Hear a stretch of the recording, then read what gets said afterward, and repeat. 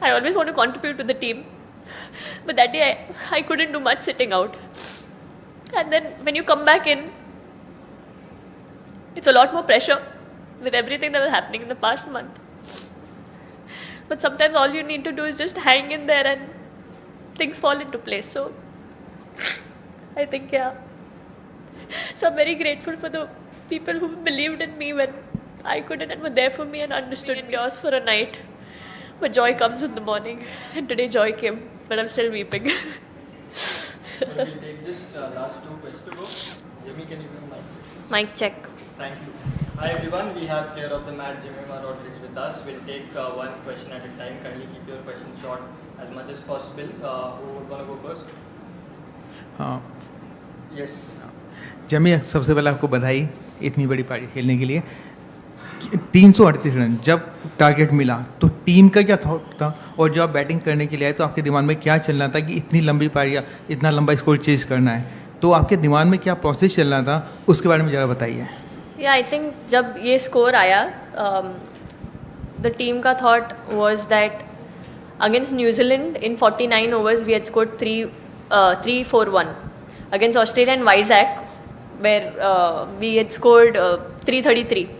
So we knew that we've done it against this team, and I felt with the way Australia started, they were 30 runs short with the way they were going, with the start they got. So I knew they were 30 runs short, and DY Patil is such a pitch, any score is chaseable.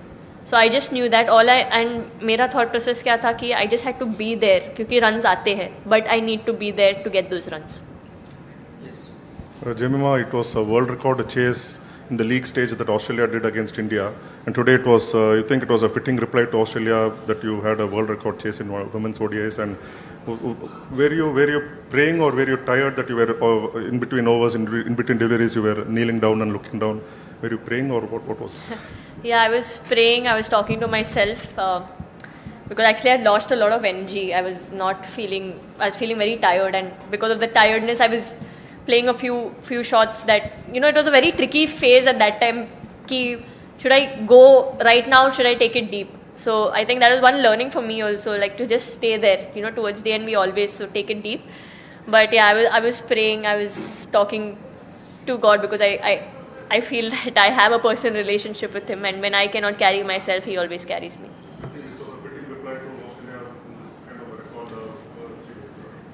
I honestly feel whichever team would have come in the semi-finals, it would have been the same reply from our team, because we don't want to play the team, we want to play the moment and win that moment. We want to play the match and win the match, and whichever team would come, I think our reply would be the same. We would play with the same passion, same aggression. We would play to win this match for India. Hi Jimmy. So first of all, it was very, very tough out there, like the conditions. I think the humidity was really high. And during a chase, we've seen India, lose a lot of wickets towards the end and not keep up with the pressure, like against England we saw. And so can you just talk about how you just kept your nerves, and what was the communication like in the middle, and especially to play through that heat? And, I think against Australia specifically, can you just Yeah, tell us? I think the first thing I'd answer is that I have been a part of chases. I think against Australia, almost 3 chases where we were going well, we got it to run a ball and we lost from there. And I think those moments taught me a lot, and I just wanted to be there to finish it off. Even the previous day we had a group discussion. We were just saying what all we could do better in this World Cup, and all I said was that I want to be there till the end and finish the game. Whether we are batting first, I know if I'm there I can make a partnership and get those 20-30 runs extra because I run well, pick gaps, unusual gaps.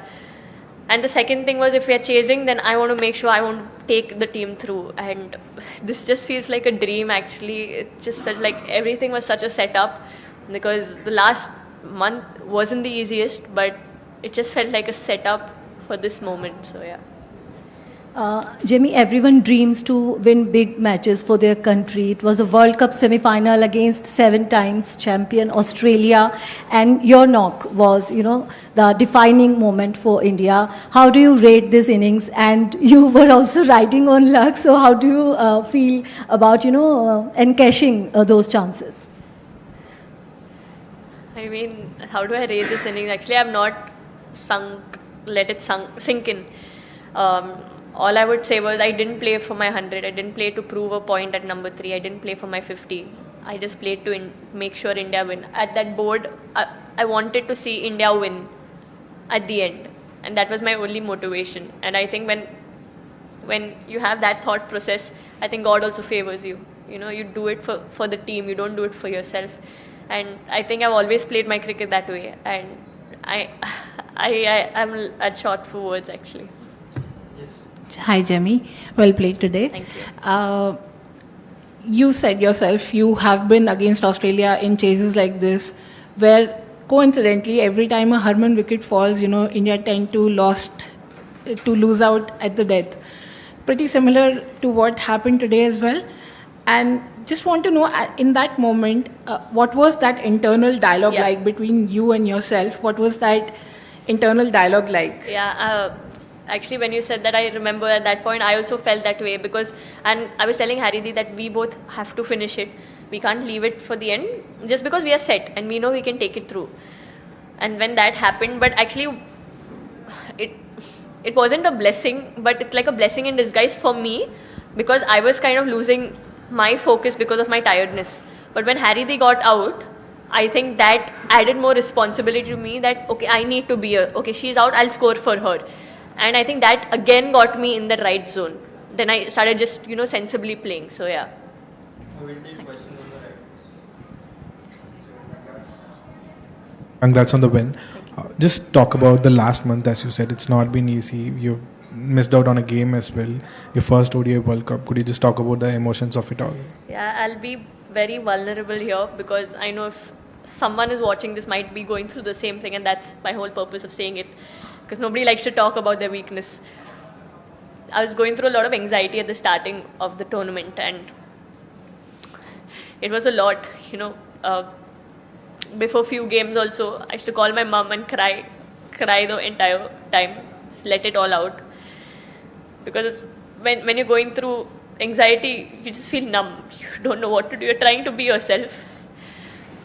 And also, in this time, my mom, my dad, they supported me a lot. And also, there was Arundhati, who I think almost every day I've cried in front. Almost every day I've cried in front of her.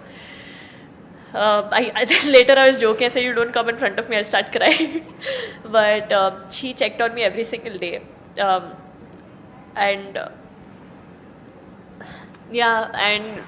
there was Priti who helped me. She also knew what I was going through.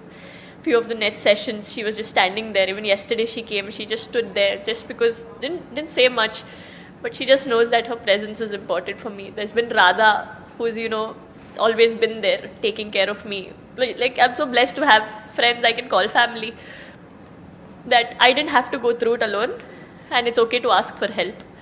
And that's what happened. And my mom also, she's as emotional as I am, but she went through a lot, my family went through a lot, but everyone stood by me and believed in me when I didn't, when I couldn't.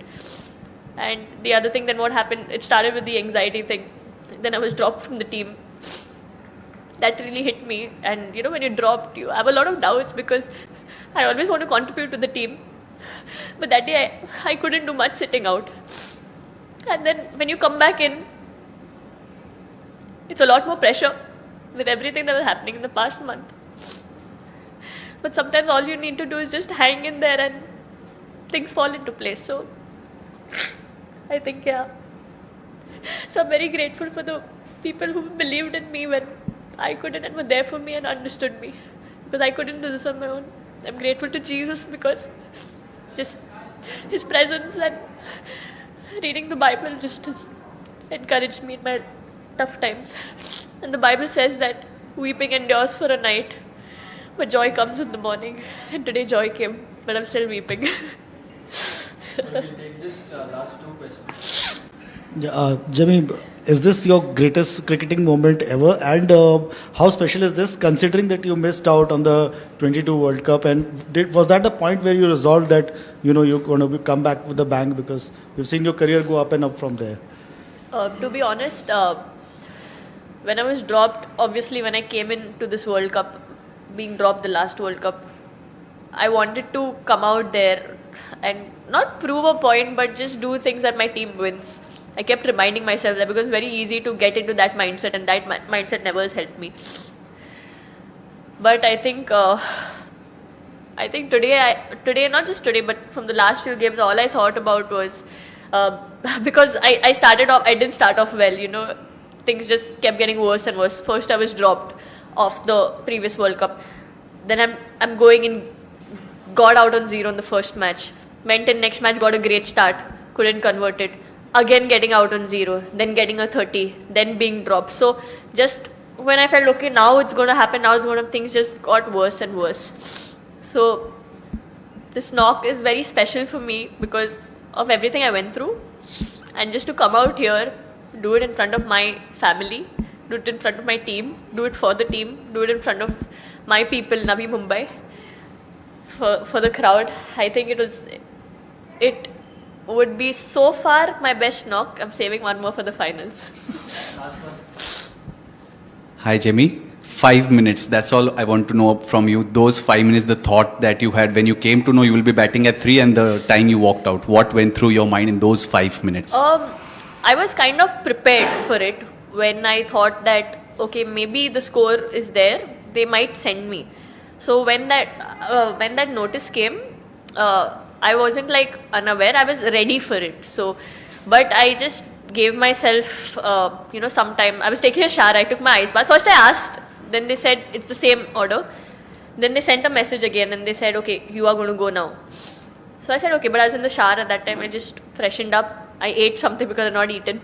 And I think once I walked in there, I just thought of how would I play for a Mumbai team when I lead Mumbai? How would I do it there?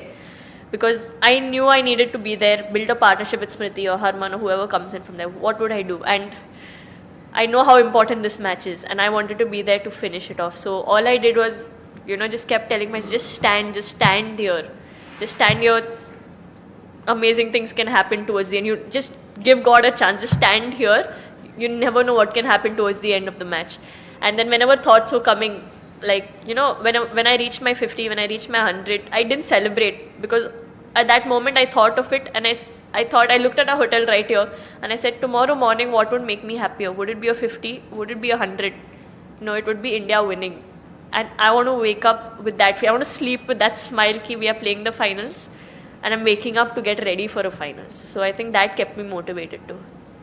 Thank you everyone. Thanks a lot for your time.